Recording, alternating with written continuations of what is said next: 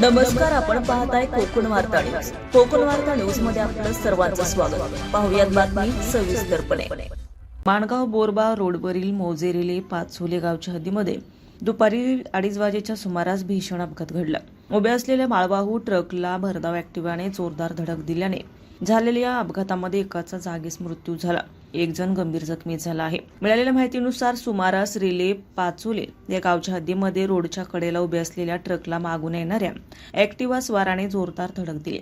या अपघातामध्ये मोरबा गावावर शोककळा पसरली असून मोहम्मद धनसे वय वर्ष 20 राहणार मोरबा याचा जागीच मृत्यू झाला, तर दुसरा मित्र सुयान बंदरकर वय वर्ष 19 राहणार मोरबा हा गंभीर जखमी झाला असून त्याला तातडीने माणगाव उपजिल्हा रुग्णालयात दाखल करण्यात आले. घटनेची माहिती मिळताच माणगाव पोलीस घटनास्थळी दाखल झाले. मृतदेह संविच्छेदनासाठी पाठवण्यात आला आहे.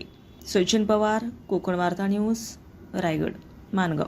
ताज्या बातम्या आणि नवनवीन घडामोडी पाहण्यासाठी आजच आमच्या कोकण वार्ता न्यूज चॅनलला लाईक करा, सबस्क्राईब करा आणि बेल आयकॉन प्रेस करा आणि पाहत रहा कोकण वार्ता न्यूज.